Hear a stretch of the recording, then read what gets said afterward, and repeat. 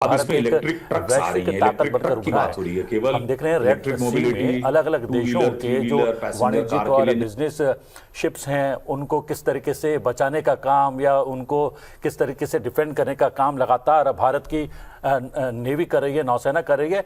इसमें भी वैश्विक स्तर पर भारत का एक अलग ही रोल है, अलग ही भूमिका जो है निखर कर सामने आई है। बिल्कुल, जो भारत है इस समय ग्लोबल साउथ का लीडर बन रहा है और थोड़े सालों में हम विश्व के लीडर बनने की पूरी संभावना है। और उसके लिए जैसे ये एक डिमांड की बात आई, मैं उसमें एक बिंदु और जोड़ना चाहूंगा कि अगर आप मेरी रिसर्च बताती है कि अगर आप एग्रीकल्चर में 1% की ग्रोथ करेंगे तो दूसरे सेक्टर के 2 से 3% की ग्रोथ के बराबर है।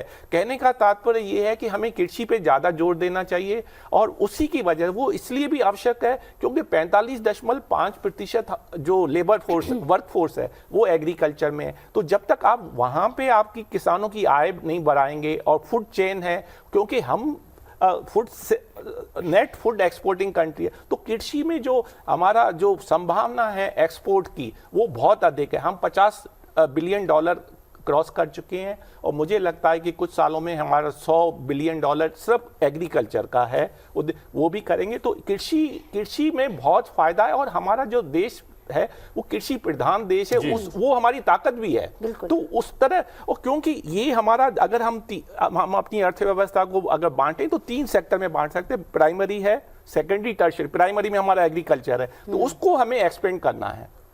लेकिन मैं सामरिक रूप से जो हम सी एरिया है उसमें जो हमारी ताकत लगातार बढ़ रही है, वो इसलिए उसका जिक्र कर रहा हूं क्योंकि हमने G20 के दौरान भारत, वेस्ट एशिया और यूरोप के एक कॉरिडोर का जिक्र किया है और उस पर हम लोग काम भी कर रहे हैं। जब तक हम समुद्री क्षेत्र में एक ताकत के रूप में हम लोग सामने नहीं आएंगे, इस कॉरिडोर की सफलता जो है कहीं ना कहीं जैन जी वो उसको लेकर एक संशय बना रहेगा। उस संशय को दूर करने के लिए भी इस तरीके के कदम उठाने जरूरी हैं जो भारत उठा रहा है।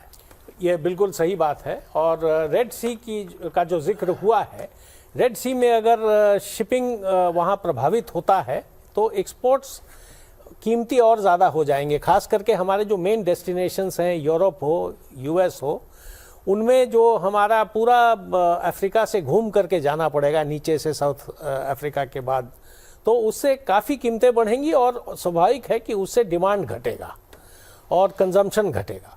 तो रेड सी में इसलिए सिर्फ भारत की ही नहीं और देशों का भी उसमें हित उसमें निहित है। तो सारे लोग मिल करके वहाँ जो पायरेसी की बात हो रही है और एक अटैक्स भी हो रहे हैं हुती रेबल्स को और बढ़ाने के लिए भी सरकार से क्या एमएसएमई सेक्टर की कुछ मांग है, कुछ डिमांड है, कुछ चाहत है? इसमें मैं ये कहना चाहूँगा कि जो डिफेंस सेक्टर है उसमें समय काफ़ी लगता है और शुरू में प्रोटोटाइप होते हैं, फिर कॉन्सेप्ट डेवलप किया जाता है, फिर उसके ट्रायल होते हैं और क्योंकि ये बहुत जोखिम के काम होते हैं तो इनमें बहुत इंटेंसिव टेस्टिंग, क्वालिफिकेशन, ट्रायल्स वगैरह होती हैं। इन सब स्टेजेस में R&D से लेके अपनी क्वालिटी स्टैंडर्ड इस्टेब्लिश करने के लिए इन सब में खास करके डिफेंस सेक्टर में बहुत समय लगता है, बहुत खर्चा होता है। तो हालांकि MSMEs काफ़ी एक्टिवली इनमें पार्टिसिपेट कर रहे हैं DRDO वगैरह के थ्रू, फिर भी इस सपोर्ट इनको मिलनी चाहिए कि जो टेस्टिंग, क्वालिफिकेशन वगैरह है, R&D कर रहे हैं, उसमें जो सपोर्ट मिल जाए गवर्नमेंट की तरफ से तो ये और तेज़ी से बढ़ सकेगा और इससे बहुत फ़ायदा होगा MSMEs को भी और देश में और अपने डिफेंस प्रिपेयर्डनेस और सेल्फ सफिशिएंसी में भी। बहुत बहुत शुक्रिया सहगल साहब आपका संसद टीवी के साथ जुड़ने के लिए और जो एक्सपेक्टेशंस बजट से हैं उसके बारे में हमसे बात करने के लिए। जयंत जी, क्योंकि एमएसएमई की बात हो रही है, अगर हम बात करें 2023 के बजट की तो उसमें क्रेडिट गारंटी ट्रस्ट, एमएसएमई और जो विवाद से विश्वास स्कीम थी उसको कहीं ना कहीं रिवैम्प किया गया, कुछ टैक्स बेनिफिट्स थे जो उनमें और सुधार किया गया। आप कितना पोटेंशियल मान रहे हैं एमएसएमई में और आपको लग रहा है कि अगर जिस तरह का जिक्र भी सहगल साहब ने भी किया, अगर ये बातें इंक्लूड होती हैं, क्या इंटरिम बजट में ये पॉसिबल है और अगर ये इंक्लूड होता है तो एमएसएमई की तस्वीर और ज़्यादा निखर सकती है? देखिए, एमएसएमई का जो अंशदान है हमारी इकोनॉमी में, लगभग 50% एमएसएमई का आउटपुट है जीडीपी में, और अगर एक्सपोर्ट्स में देखें तो लगभग 30% हमारे एमएसएमई के ज़रिए होते हैं। तो ये एक बहुत ही महत्वपूर्ण हिस्सा है हमारी अर्थव्यवस्था के। तो एमएसएमई के विकास के बिना हम आगे नहीं बढ़ सकते हैं, सबसे पहली बात यह है।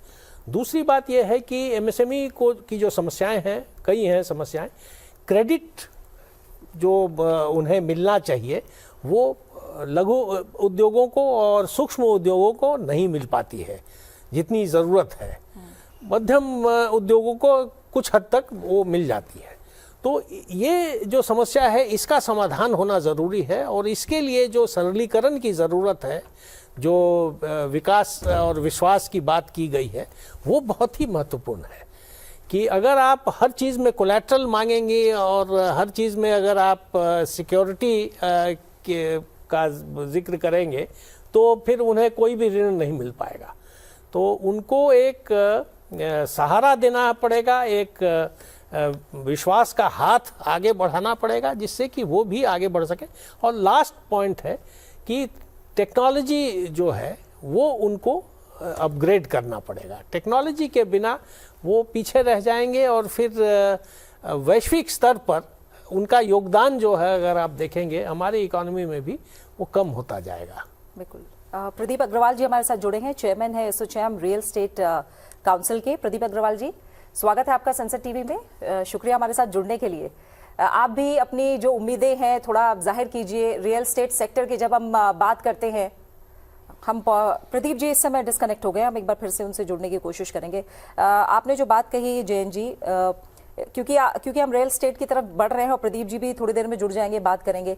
इंडस्ट्री स्टेटस की जब बात हो रही थी टूरिज्म को लेकर, जब हॉस्पिटैलिटी को लेकर, रियल एस्टेट सेक्टर भी ऐसा है जो काफ़ी टाइम से ये मांग कर रहा है कि हमें इंडस्ट्री का दर्जा मिले। रियल एस्टेट के साथ भी कुछ हद तक समस्याएं जो हैं सो बराबर हैं, और रियल एस्टेट में अब एक बहुत ही महत्वपूर्ण कदम उठाया गया है सरकार द्वारा, जिससे कि रेगुलेशन आया है। और अब जो उनके जो क्रेडिट नीड्स हैं, फाइनेंसिंग नीड्स हैं, उनके प्रति भी ध्यान देना पड़ेगा। ठीक है। क्योंकि हाउसिंग लेड जो जीडीपी का ग्रोथ अगर आप देखेंगे तो उसमें हाउसिंग एक बहुत बड़ा रोल प्ले करता है। हाउसिंग को लेकर लगातार कोशिशें भी चल रही हैं और बड़े कदम भी उठाए जा रहे हैं। अशोक जी, मैं थोड़ा सा समझूंगी, आम आदमी ये कैसे समझे कि उसे क्या मिला है इस अंतरिम बजट में? क्योंकि सीधा सीधा हो सकता है हम टैक्स रिबेट ना देखें, सीधी सीधी कोई ऐसी बड़ी घोषणा ना देखें, लेकिन जो इनडायरेक्ट इफेक्ट आम आदमी पर पड़ता है वो कैसे समझे, और कितनी उम्मीदें इस बजट में आप कर रहे हैं? और दूसरी बात, जो सबसे बड़ी बात, जो बहुत लंबा चर्चा का विषय भी हाल फिलहाल चला है, वो है सोशल सिक्योरिटी वेलफेयर स्कीम्स की बात करना और फ्रीबीज, इन दोनों का डिफरेंस क्या है? थोड़ा सा ये बात आप क्लियर करेंगे। जो हमारे देश में जो बिल्कुल बॉटम लाइन पे, बॉटम ऑफ द पिरामिड है, जो बिल्कुल ही निचले तबले के हैं, उसको कोई फर्क नहीं पड़ता आपने इनकम टैक्स में क्या रिबेट दी, क्या आपके स्लैब्स हैं, वो तो वैसे ही बेचारा टैक्स नहीं दे रहा। आप किसान है, अधिकांश 86% तो छोटे और सीमांत किसान है, उसको क्या फर्क पड़ता है आप 5 लाख रख रहे हैं कि 4 लाख रख रहे हैं कि 10 लाख रख रहे हैं, इट डजंट मैटर टू। तो अधिकांश लोग हमारे भारत में अभी भी ऐसे हैं जो इनकम टैक्स नेट से बिल्कुल बाहर हैं, उसको कोई फर्क नहीं पड़ेगा। जैसे आप, अब मेरा जो है एक आधारभूत कि आपको डायरेक्ट टैक्स पे ज्यादा ध्यान देना है इनडायरेक्ट टैक्स के।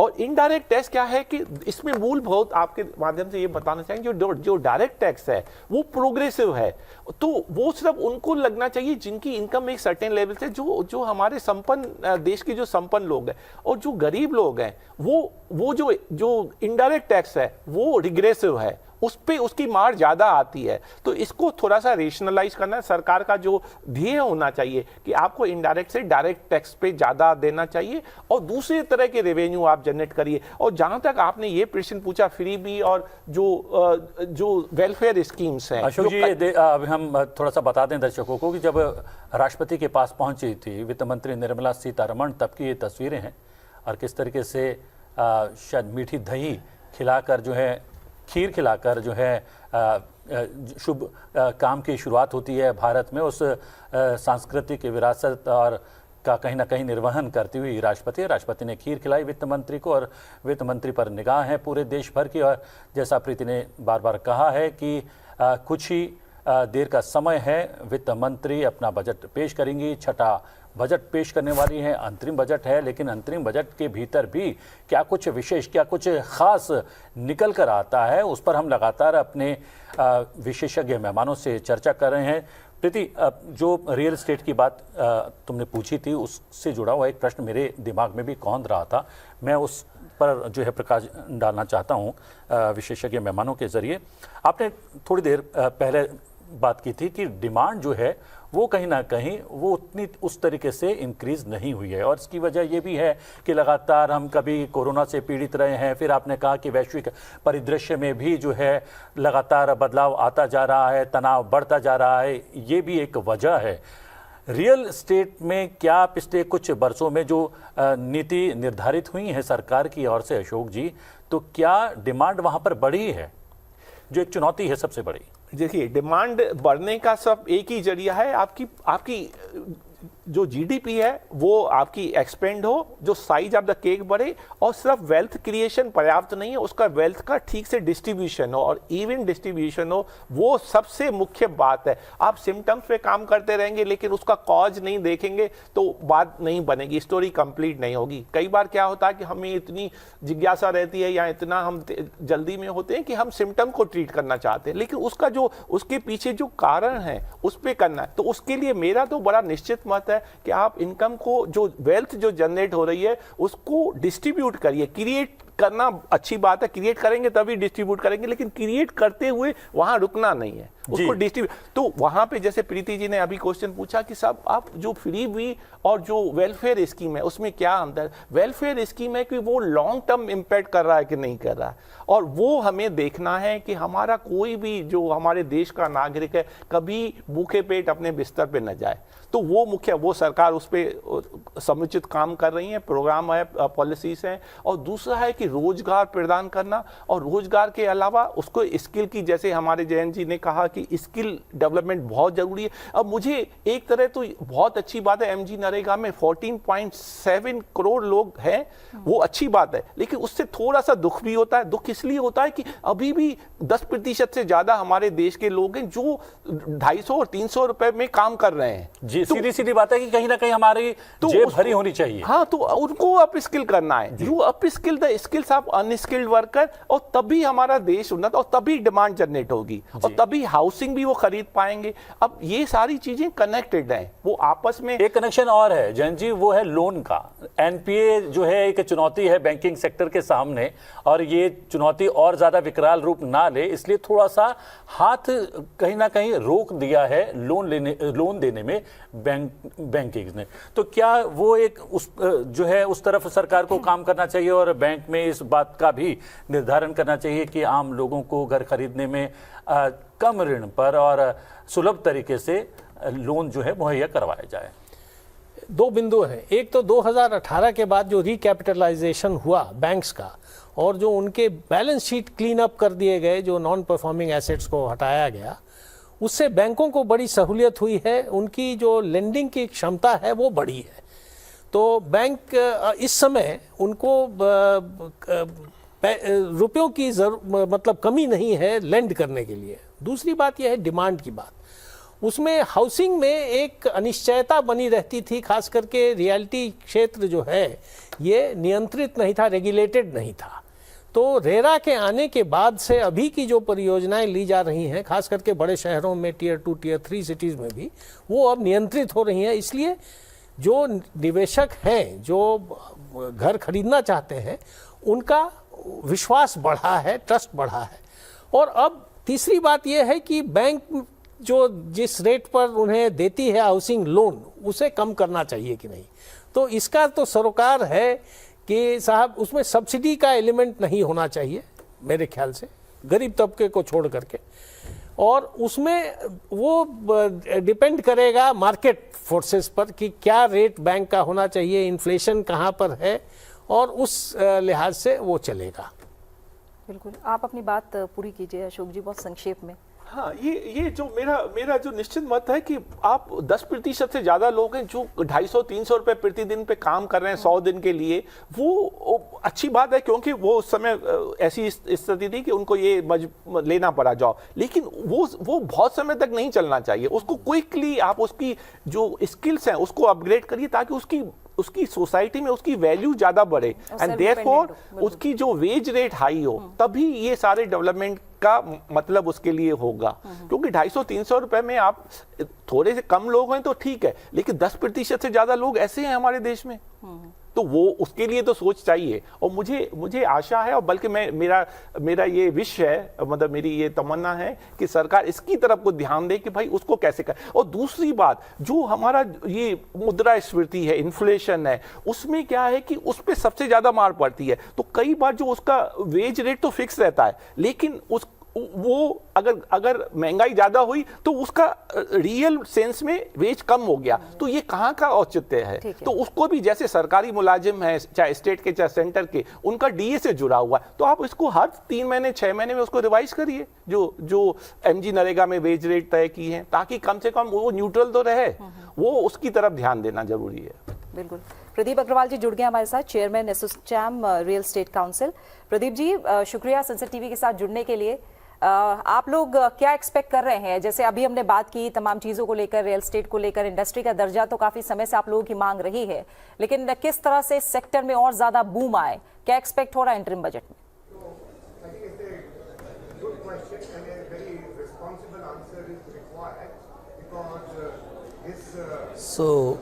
Thank you. सबसे पहले तो मैं ये कहूँगा कि आपने बिल्कुल ठीक कहा कि रियल एस्टेट जो सेक्टर है उसकी काफ़ी वक्त से डिमांड रही है कि उसको इंडस्ट्री का स्टेटस मिलना चाहिए, क्योंकि उसके बेनिफिट्स बहुत ज़्यादा हैं। लेकिन मुझे लगता है इंटरिम बजट है, शायद हो सकता है इसके अंदर वो जो फैक्टर है वो फैक्टर इन किया जाए या उसमें कुछ वक्त लगे, लेकिन कुछ चीज़ें ऐसी ज़रूर हैं जो मैं उम्मीद कर रहा हूं वित्त मंत्री जी से, क्योंकि कॉमन मैन की जो पॉकेट है उस तक उन्हें पहुंचना बहुत ज़रूरी है। तो खास करके 2-3 चीज़ें ऐसी हैं जो रियल एस्टेट सेक्टर को और एक कॉमन मैन को कहीं ना कहीं रिलैक्स देंगी, जिसके अंदर खास करके जो एक सेक्शन 24 के अंडर एक जो इंटरेस्ट, जो होम लोन का इंटरेस्ट है उसके ऊपर मिलने वाली जो रिबेट है वो अभी 2 लाख रुपए है।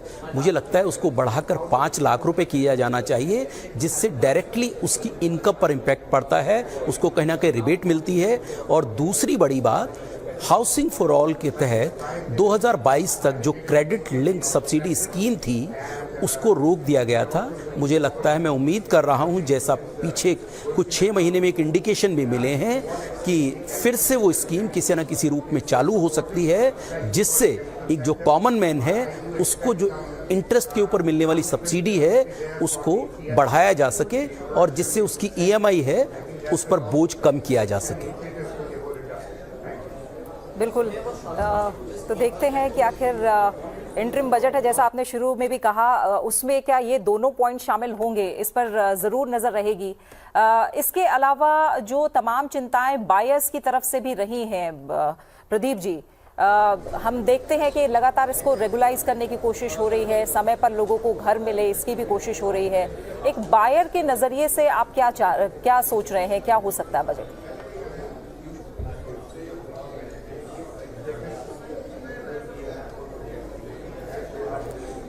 देखिए, बहुत बेहतरीन जो गवर्नमेंट का मूव रहा रेरा का इम्प्लीमेंट करना, रेगुलेटर को ऑनबोर्ड करना, वो एक बहुत बेहतरीन इस इंडस्ट्री के लिए चीज़ रही है। 2017 के बाद की अगर मैं बात करूं तो जितने भी प्रोजेक्ट 2017 के बाद लॉन्च हुए हैं उसमें से लगभग 90% प्रोजेक्ट डिलीवर हुए हैं। तो रेरा ने कहीं ना कहीं बायर्स के जो मन में एक कॉन्फिडेंस है वो बिल्टअप किया है।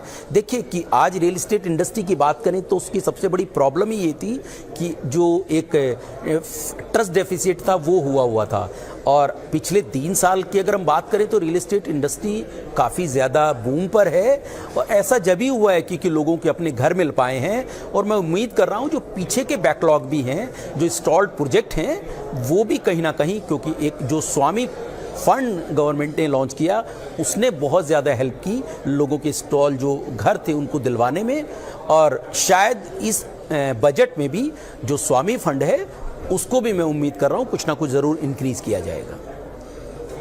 एक अफोर्डेबल हाउसिंग की जो डेफिनेशन है उसमें बदलाव की भी मांग है क्या?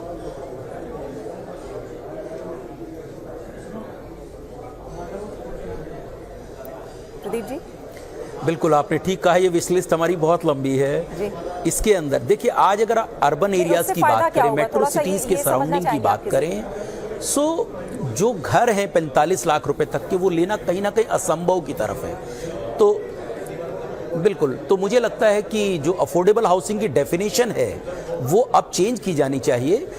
एक तो जो कारपेट एरिया है वो 60 मीटर तक है, उसको बढ़ाकर 90 मीटर किया जाना चाहिए।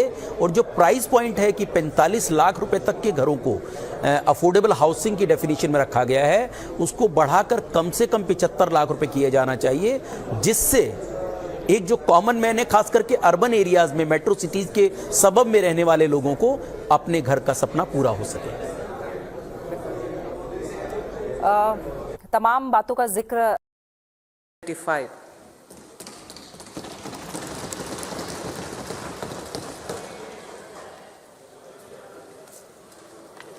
The Indian economy has witnessed profound positive transformation in the last 10 years. The people of India are looking ahead to the future with hope and optimism. With the blessings of the people, when our government, under the visionary and dynamic leadership of Honorable Prime Minister Shri Narendra Modi, assumed office in 2014, the country was facing enormous challenges. With Sabka Saath, Sabka Vikas as its mantra, the government overcame those challenges in right earnest. Structural reforms were undertaken. Pro-people programs were formulated and implemented promptly. Conditions were created for more opportunities for employment and entrepreneurship. The economy got a new vigor. The fruits of development started reaching the people at scale. The country got a new sense of purpose and hope. Naturally, the people blessed the government with a bigger mandate. In the second term, our government, under the leadership of Honorable Prime Minister, doubled down on its responsibilities to build a prosperous country with comprehensive development of all people and all regions. Our government strengthened its mantra to Sabka Saath, Sabka Vikas and Sabka Vishwas. Our development philosophy covered all elements of inclusivity, namely social inclusivity through coverage of all strata of the society, and geographical inclusivity through development of all regions of the country. With the whole of nation approach of Sabka Prayas, the country overcame the challenges of once in a century pandemic, took long strides towards Atmanirbhar Bharat, committed to Panch Pran, and laid solid foundations for the Amrit Kal. As a result, our young country has high aspirations, pride in its present, and hope and confidence for a bright future. We expect that our government, based on its stupendous work, will be blessed again by the people with a resounding mandate. Inclusive development and growth. Our humane and inclusive approach to development is a marked and deliberate departure from the earlier approach of provisioning up to village level. Development programs were thus provisioned.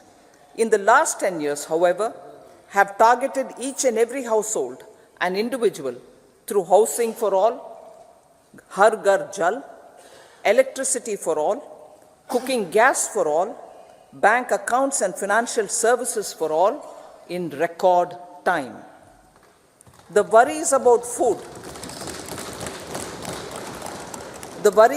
food have been eliminated through free ration for 80 crore people.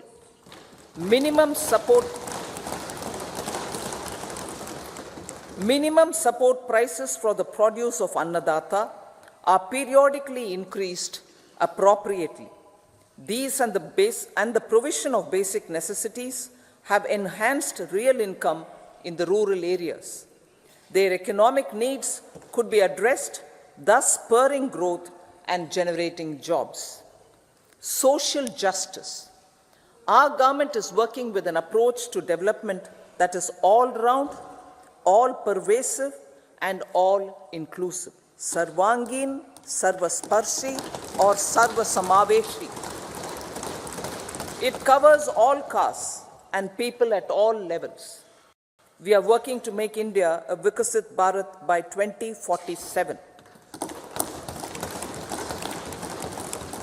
For achieving that goal, we need to improve people's capability and empower them. Previously, social justice was mostly a political slogan. For our government, social justice is an effective and necessary governance model. The saturation approach of covering all eligible people is the true and comprehensive achievement of social justice. This is secularism in action, reduces corruption, and prevents nepotism, prevents Bhai Bhatijawad. There is transparency and assurance that benefits are delivered to all eligible people. The resources are distributed fairly. All, regardless of their social standing, get access to opportunities. We are addressing systemic inequalities that had plagued our society.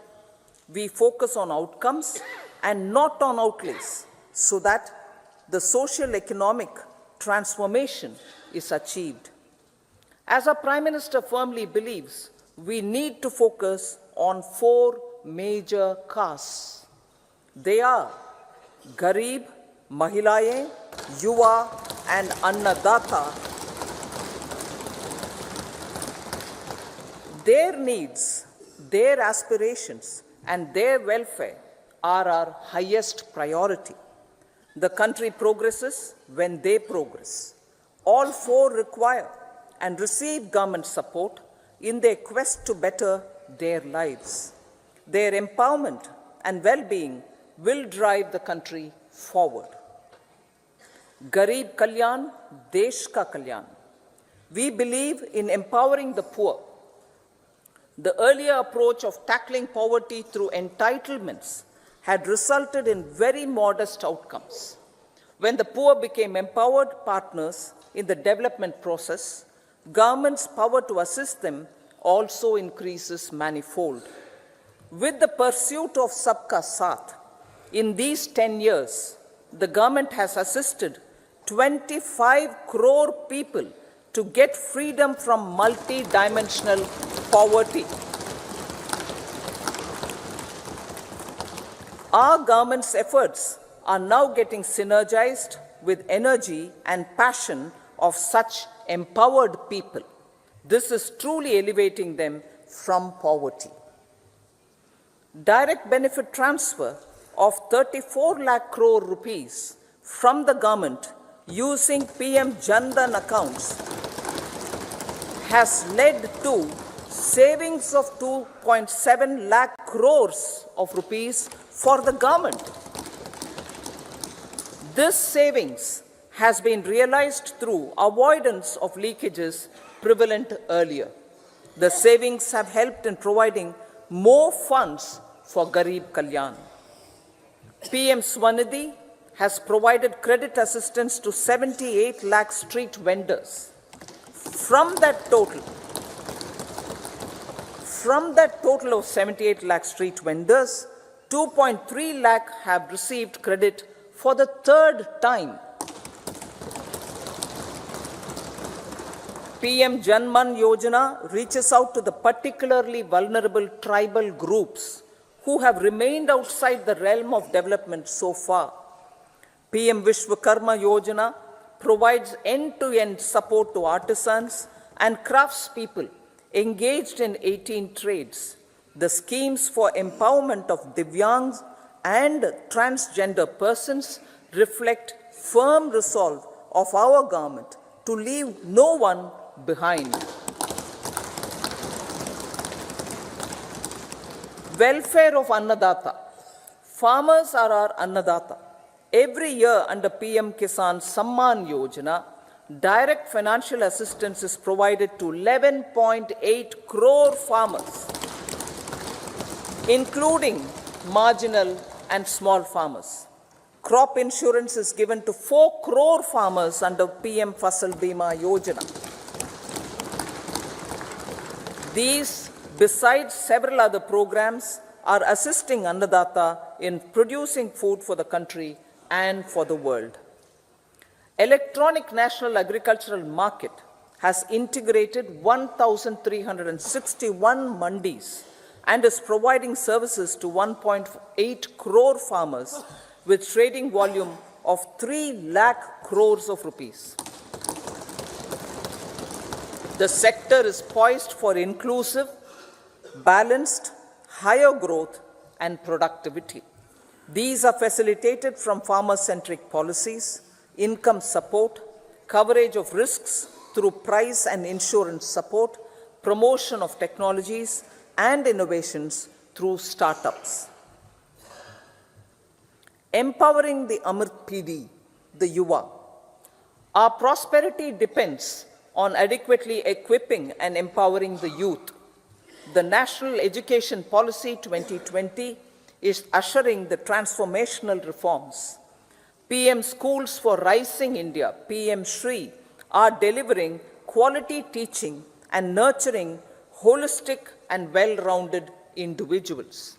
The Skill India mission has trained 1.4 crore youth, upskilled and reskilled 54 lakh youth, and established 3,000 new ITIs. A large number of institutions of higher learning, namely 7 IITs, 16 triple ITs, 7 IIMs, 15 AIMS, and 390 universities have been set up. PM Mudra Yojana has sanctioned 43 crore loans aggregating to 22.5 lakh crores of rupees for entrepreneurial aspirations of our youth.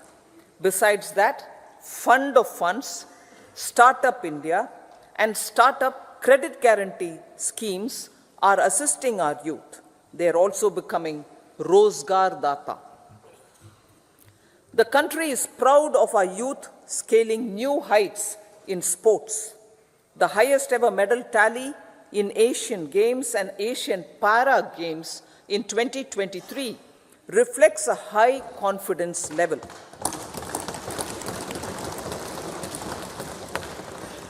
Chess prodigy and our #1 ranked player Pragnananda put up a stiff fight against the reigning world champion Magnus Carlsen in 2023.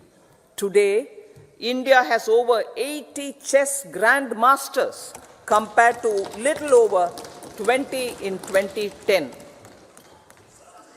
Momentum for Nari Shakti. The empowerment of women through entrepreneurship, ease of living, and dignity for them has gained momentum in these 10 years. 30 crore Mudra Yojana loans have been given to women entrepreneurs. Female enrollment in higher education has gone up by 28% in 10 years. In STEM courses, girls and women constitute 43% of enrollment, one of the highest in the world. All these measures are getting reflected in the increasing participation of women in workforce. Making triple talaq illegal, reservation of 1/3 seats for women in the Lok Sabha and state assemblies, and giving over 70% houses under PM Awas Yojana in rural areas to women and giving over 70% houses under PM Awas Yojana in rural areas to women as sole or joint owners have enhanced their dignity. Exemplary track record of governance, development, and performance. Besides delivering on high growth in terms of gross domestic product, the government is equally focused on a more comprehensive GDP, that is, governance, development, and performance. Our government has provided transparent, accountable, people-centric, and prompt, trust-based administration with citizen first and minimum government, maximum governance approach. The impact of all-round development is discernible in all sectors. There is macroeconomic stability, including in the external sector.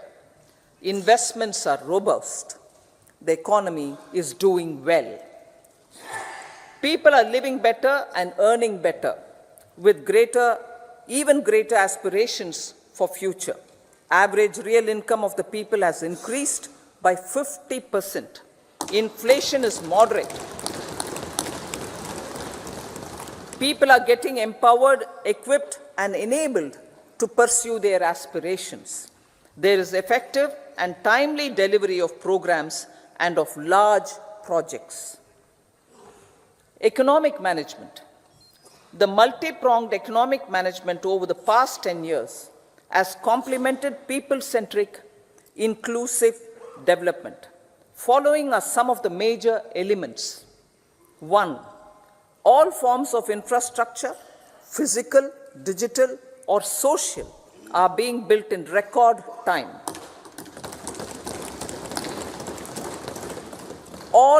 Number 2, all parts of the country are becoming active participants in economic growth.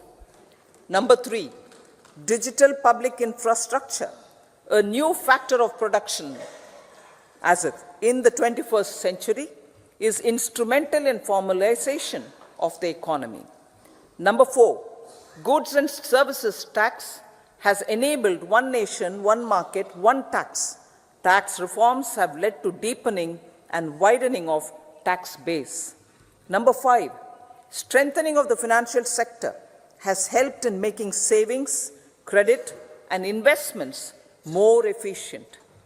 Number 6, GIFT, IFSC, and the Unified Regulatory Authority, IFSCA, are creating a robust gateway for global capital and financial services for the economy. Number 7, proactive inflation management has helped keep inflation within the policy band. Now, the global context, Honorable Speaker, sir. Geopolitically, global affairs are becoming more complex and challenging with wars and conflicts.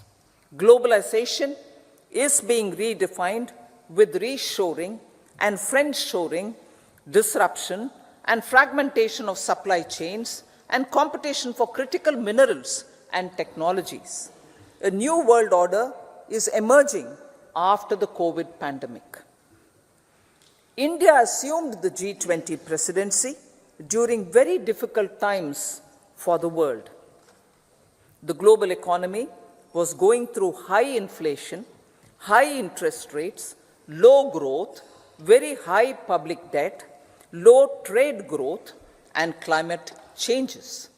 The pandemic has led to a crisis of food, fertilizer, fuel, and finances for the world, while India successfully navigated its way. The country showed the way forward and built consensus on solutions for those global problems. The recently announced India-Middle East-Europe economic corridor is a strategic and economic game changer for India and others.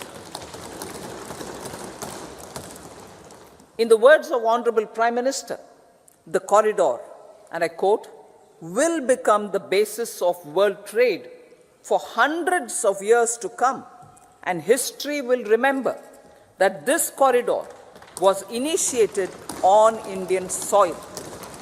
Unquote. Vision for Vikasit Bharat.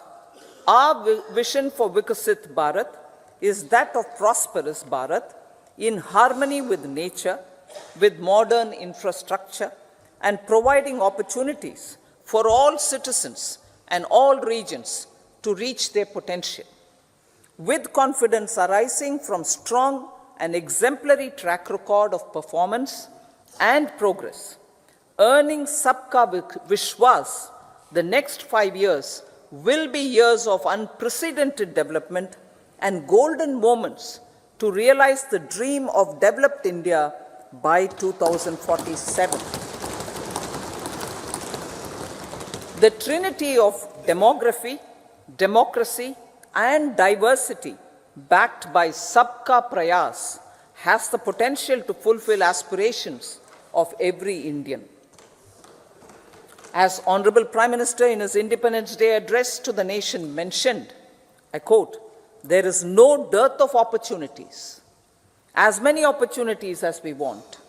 The country is capable of creating more opportunities. Sky is the limit." Unquote. Strategy for Amrit Kal. Our government will adopt economic policies that foster and sustain growth, facilitate inclusive and sustainable development, improve productivity, create opportunities for all, help them enhance their capabilities, and contribute to generation of resources to power investments and fulfill aspirations. Guided by the principle, reform, perform, and transform, the government will take up next generation reforms and build consensus with the states and stakeholders for effective implementation.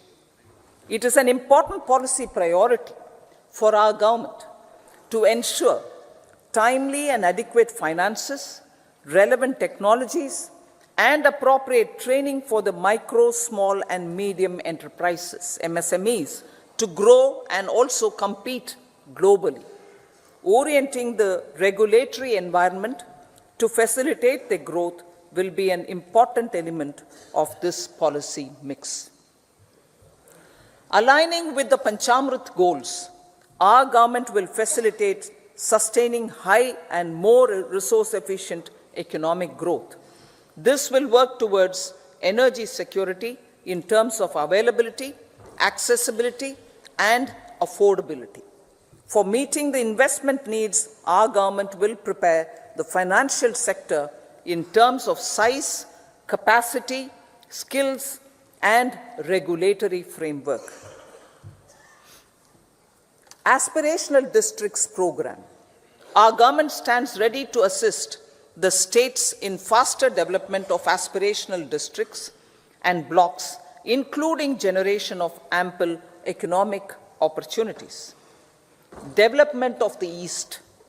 Our government will pay utmost attention to make the eastern region and its people a powerful driver of India's growth.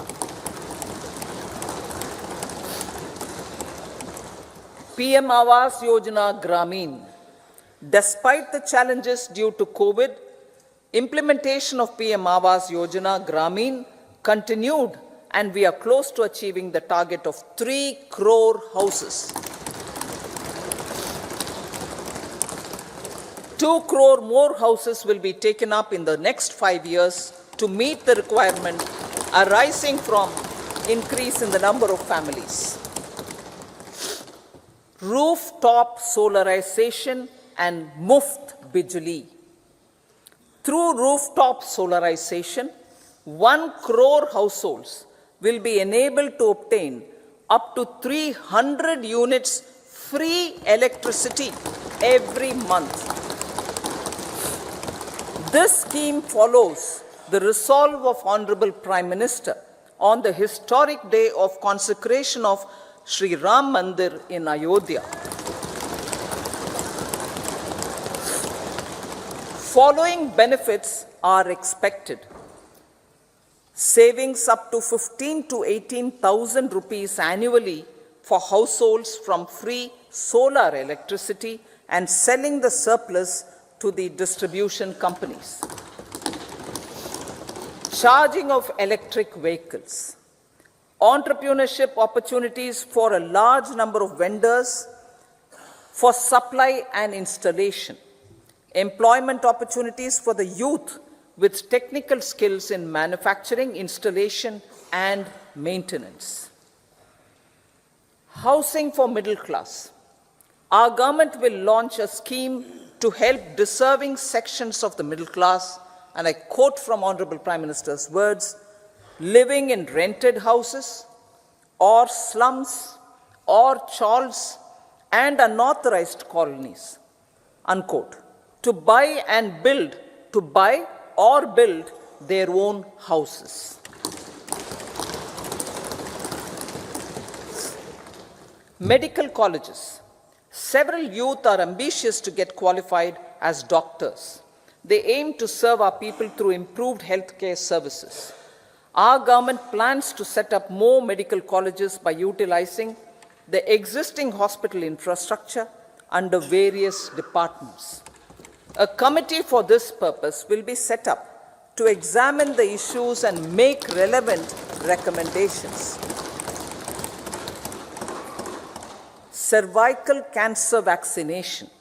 Our government will encourage vaccination for girls in the age group of 9 to 14 years for prevention of cervical cancer. Maternal and child health care. Various schemes for maternal and child care will be brought under one comprehensive program for synergy in implementation. Upgradation of Anganwadi centers under Saksham Anganwadi and Poshan 2.0 will be expedited for improved nutrition delivery, early childhood care, and development. The newly designed U-Win platform for managing immunization and intensified efforts of Mission Indradhanush will be rolled out expeditiously throughout the country. Ayushman Bharat. Healthcare cover under Ayushman Bharat scheme will be extended to all ASHA workers, to all Anganwadi workers and helpers. Agriculture and food processing. The efforts of value addition in agriculture sector and boosting farmers' incomes will be stepped up. Pradhan Mantri Kisan Sampada Yojana has benefited 38 lakh farmers and generated 10 lakh employment. Pradhan Mantri Formalization of Micro Food Processing Enterprises Yojana has assisted 2.4 lakh SHGs and 60,000 individuals with credit linkages.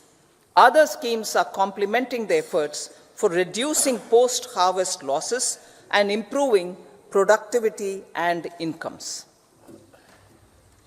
For ensuring faster growth of the sector, our government will further promote private and public investment in post-harvest activities, including aggregation, modern storage, efficient supply chains, primary and secondary processing and marketing and branding.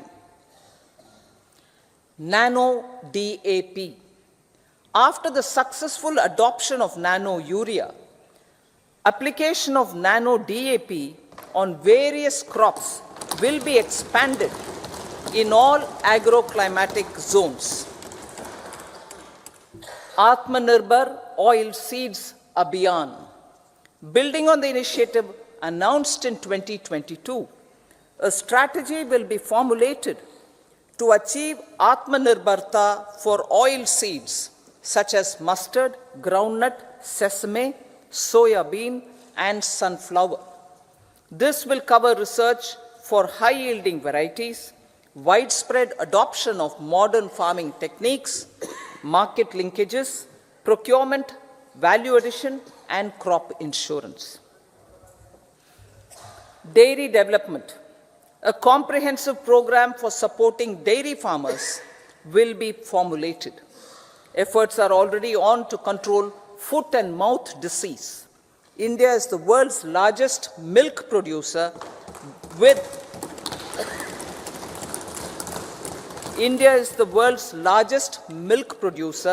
but with low productivity of milch animals. The program will be built on the success of existing schemes such as Rashtriya Gokul Mission, National Livestock Mission, and infrastructure development funds for dairy processing and animal husbandry. Matsya Sampada. It was our government which set up a separate department for fisheries, realizing this will help in generating employment also. Promoting investments.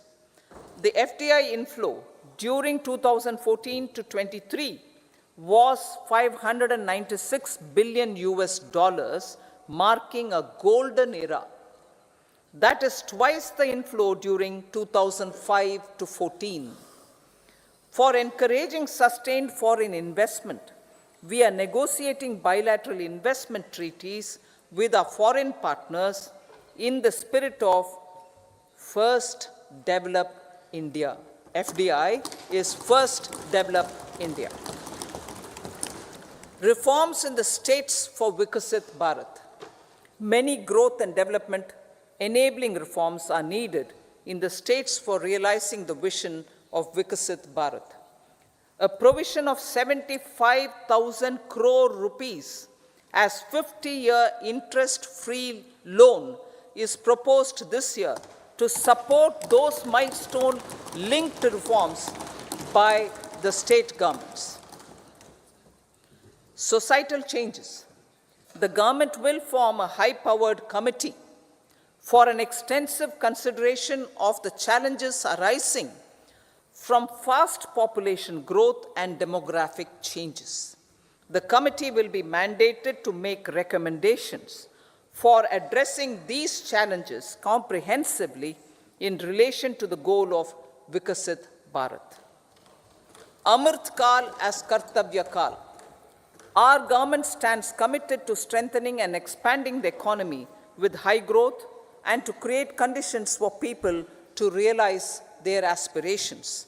Honorable Prime Minister, in his Independence Day address to the nation in the 75th year of our Republic, said, and I quote, "We commit ourselves to national development with new inspirations, new consciousness, new resolutions as the country opens up immense possibilities and opportunities.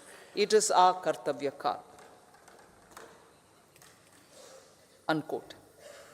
Every challenge of the pre-2014 era was overcome through our economic management and our governance. These have placed the country on a resolute path of sustained high growth. This has been possible through right policies, true intentions, and appropriate decisions. In the full budget in July, Honorable Speaker, our government will present a detailed roadmap for our pursuit of Vikasit Bharat.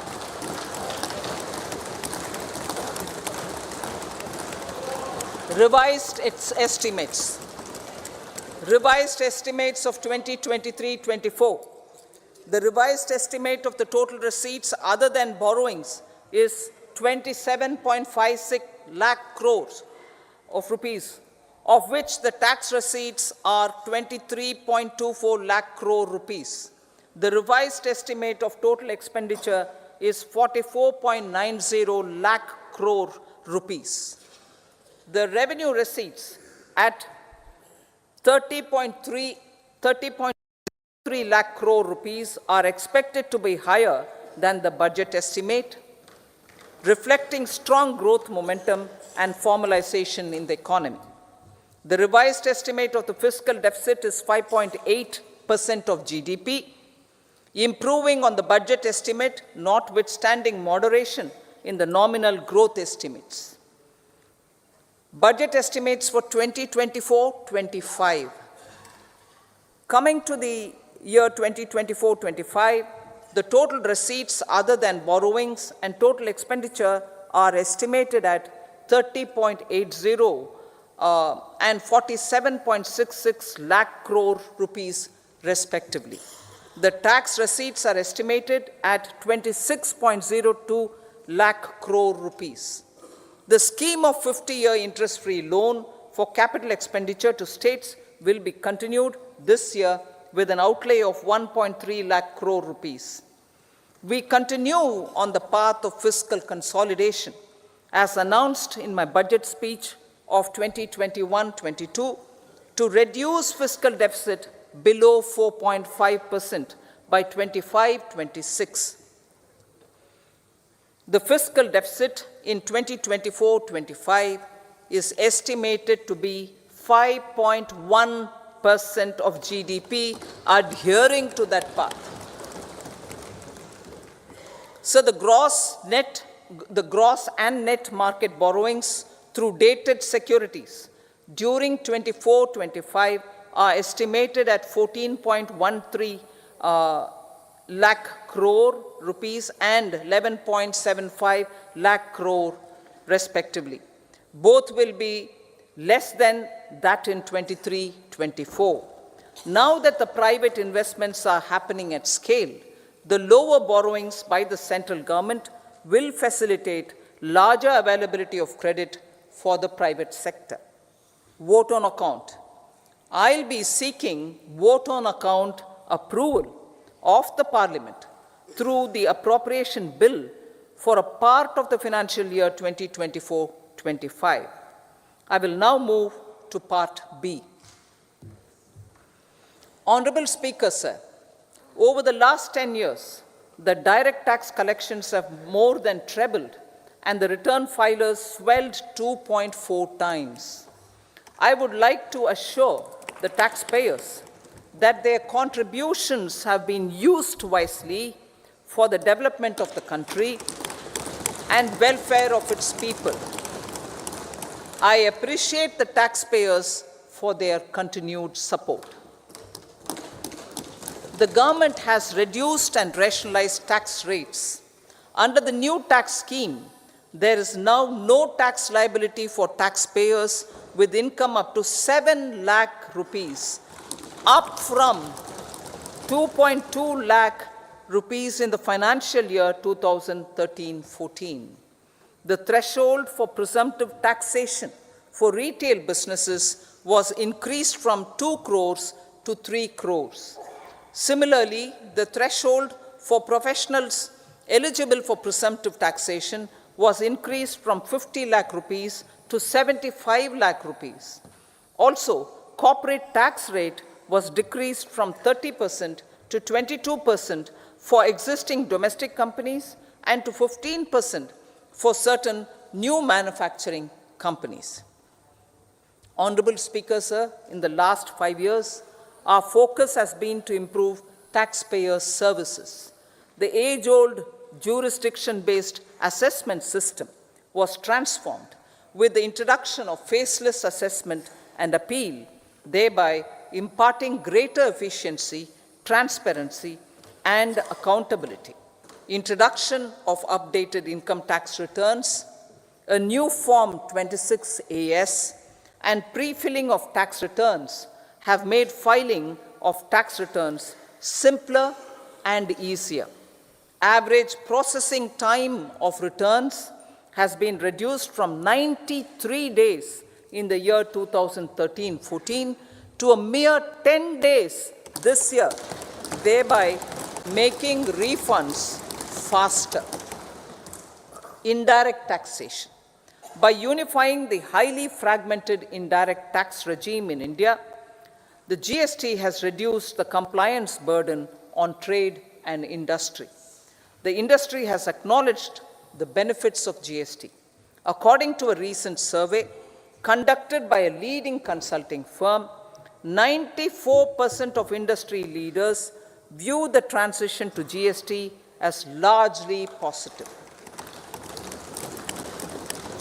According to 80% of the respondents, it has led to supply chain optimization, as elimination of tax arbitrage and octroi has resulted in disbanding of checkposts at the state and city boundaries.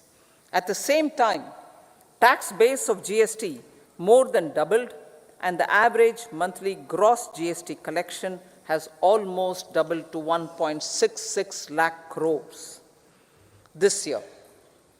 States too have benefited.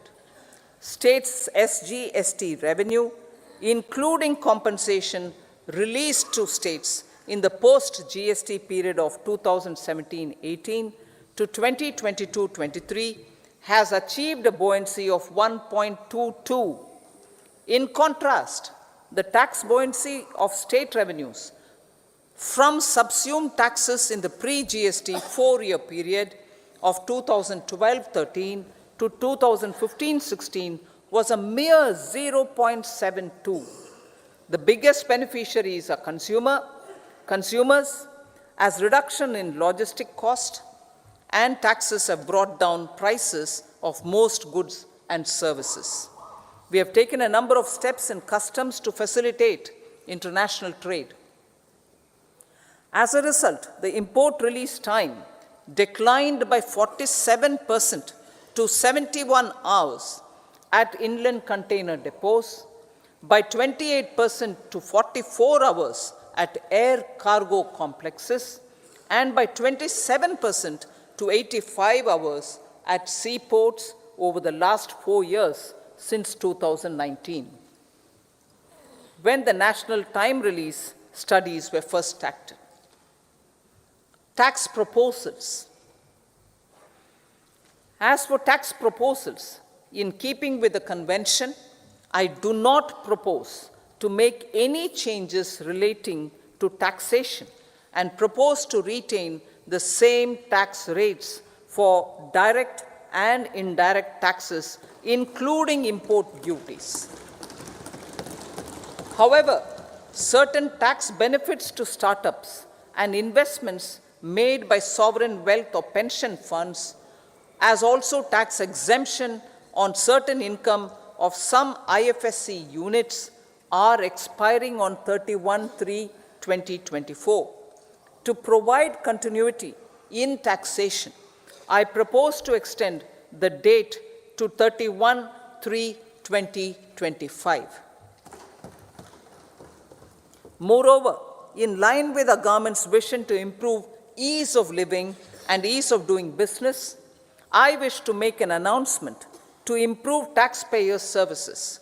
There are a large number of petty, non-verified, non-reconciled, or disputed direct tax demands, many of them dating as far back as 1962, which continue to remain on the books, causing anxiety to honest taxpayers and hindering refunds of subsequent years. Honorable Speaker, sir, I propose to withdraw such outstanding direct tax demands up to 25,000 rupees pertaining to the period up to financial year 2009-10 and up to 10,000 rupees for financial years 2010-11 to 2014-15. This is expected to benefit about 1 crore taxpayers. 1 crore taxpayers would benefit out of this. Economy then and now. In 2014, when our government assumed the reins, the responsibility to mend the economy step by step and to put the governance systems in order was enormous. The need of the hour was to give hope to the people, to attract investments, and to build support for the much needed reforms. The government did that successfully, following a strong belief of nation first. The crisis of those years has been overcome, and the economy has been put firmly on a high, sustainable growth path with all-round development. It is now appropriate to look at where we were then. I repeat, it is now appropriate to look at where we were then till 2014 and where we are now, only for the purpose of drawing lessons from the mismanagement of those years. The government will lay a white paper on table of the House.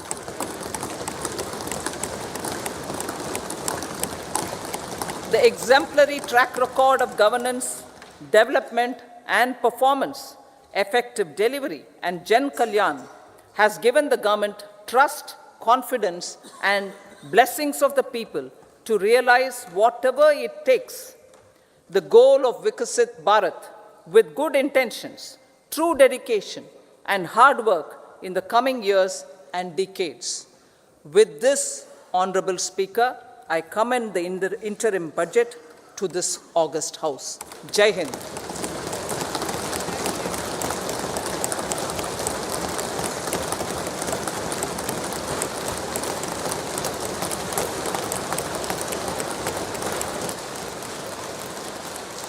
Item number 2 Shrimati Nirmala Sitharaman ji.